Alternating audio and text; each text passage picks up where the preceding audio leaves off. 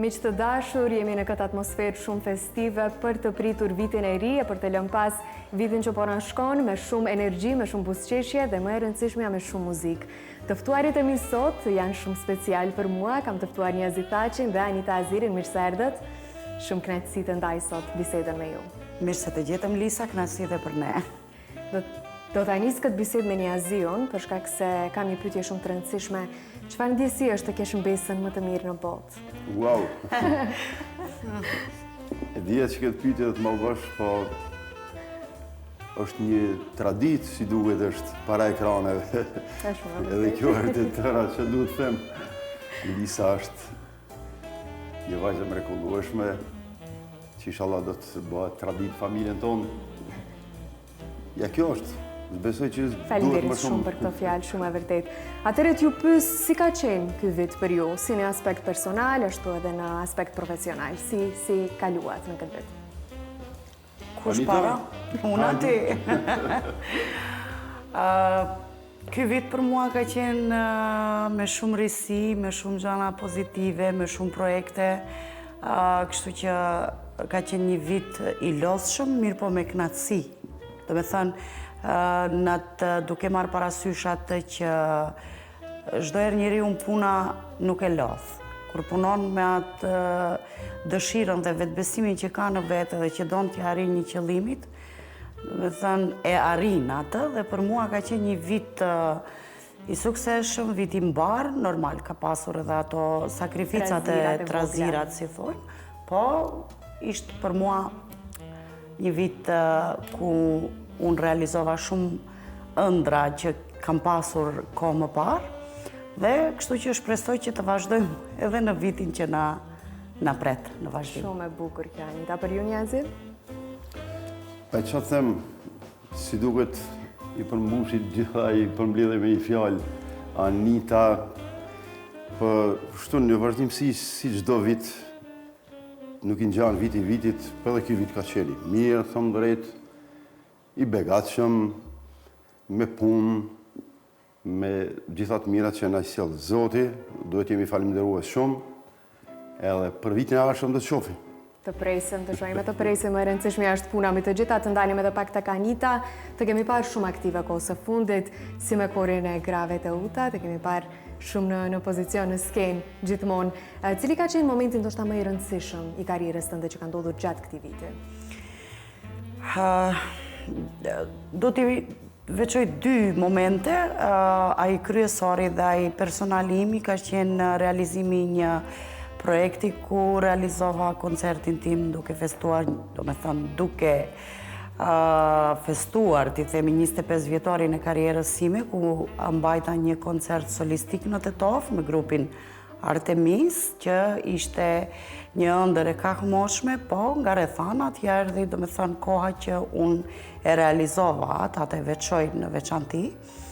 Gjithashtu dhe do ta veçoj pjesëmarrjen time, ndoshta dikujt mund t'i duket interesante, si pjesëmarrëse në korin, do me thënë, në grupin Teuta. Keni bërë shumë buje edhe është për të diskutuar ky rast. Momenti interesant ishte ajo që ne morëm pjesë në show televiziv, do me thënë Albanian Got Talent, ku në fillim isha me dy mendje se ati futem ati grupi për të vazhduar rrugtimin në atë show, mirë po doli pozitive, kështu që ne bënëm buj, gratë tetovare, të cilat ne përfaqësuam gruan në përgjithësi, po logu në Maqedoni, e veçoj nga shkaku që unë jam ndjerë shumë mirë me atë zonja dhe kishte një sukses shumë të madh, një sukses i papritur në fakt.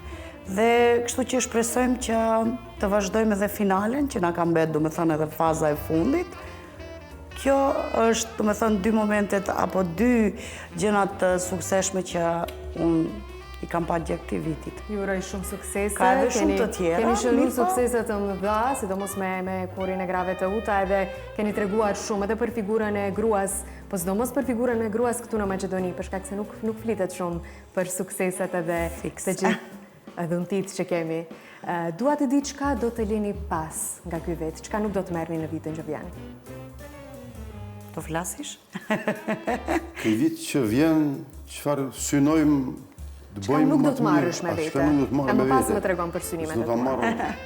Edhe s'ka mundësi ta marr vitin që kaloj, një sekundë, se kaloj ky vit.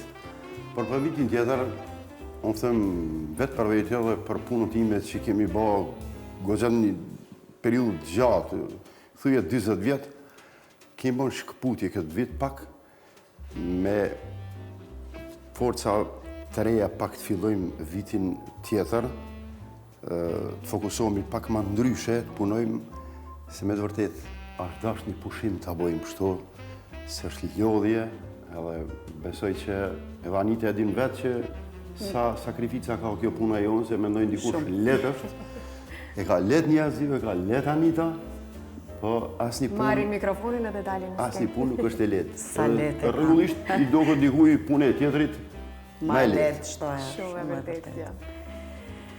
Gjëna që do t'i lë pas, si që tha dhe zotrin Niaziu, nuk e marim 2025 me vete, unë kisha thënë që t'i lam gjënat e këqija të cilat na kanë dhënë pak natësit, do me thënë tona, qoftë në jetën private, qoftë në jetën e përdiqme, dhe të mendojmë për diçka më të bukur, të kontribuojmë për diçka më të bukur në të ardhme, që 2026 të na gjej më pozitiv. Do me thënë të ketë më shumë harmoni, mbarësi, tek njerëzit më shumë gëzim e lumturi. Shumë e bukur kjo, Anita.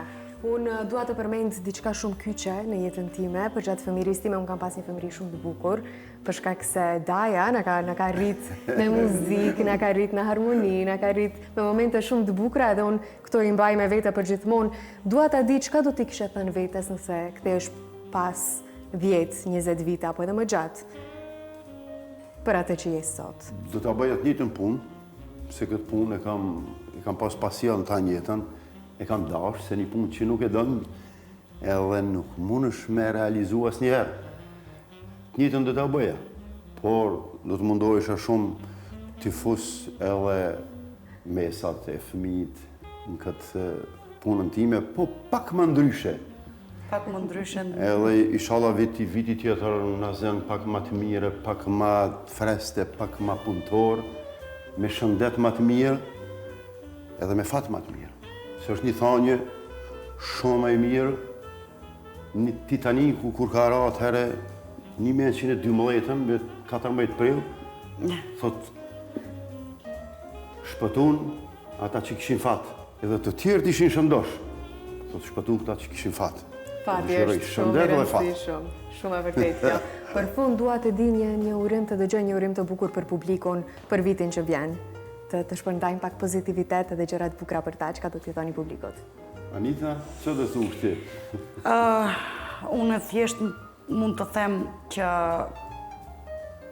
viti 2026 të mbizotroj paqja, lumturia, mbarësia, njerëzit të me thënë të kenë mirë kuptim dhe njëri tjetrit, mos ketë xhelozi fare, pasi që gjënat e mira të shtynë edhe më para të ecish, ajo egoizmi dhe gjënat që ne faktikisht i duam për vete nuk na çojnë as kërkundi, betemi në vend, kështu që uroj 2026 të jetë me një fjalë me lumturi dhe gëzim. Dhe shëndet, ti themi. Më e rëndësishme, patjetër, në qenja jo. Po më e rëndësishme ka arse të thuhet së pari është të kesh fat, e më pas të vinë gjëra tjera. Si e tha Niaziu. Njëtë edhe unë s'kam shkashtoj, asë një grimës nuk kam shkashtoj, inshallah keni fat, keni shëndet e mirë mbi gjitha, se kur ka njëri shëndet, i arrin gjitha. Besoj që gjitha i arrin. Tjetër s'kam shkashtoj, besoj që jemi kuptu shumë. Do të shtoni me muzikën që do të na bëni tash për ne, unë nuk dua të marr fare kohë më tutje, për shkak se do t'ju lej juve me shumë muzikë të bukur nga Niaziu dhe Anita që për vite na kanë dhënë muzikë të pastër shqipe, dhe kjo është një pjesë shumë e rëndësishme në muzikën tonë. Faleminderit shumë për atë që keni bërë për muzikën këtu në Maqedoni, se duhet përmendur patjetër, dhe pa humbur kohë ju uroj një vit shumë të mbar, shumë të lumtur edhe shumë suksese për të dy tre. Gëzuar. Gëzuar.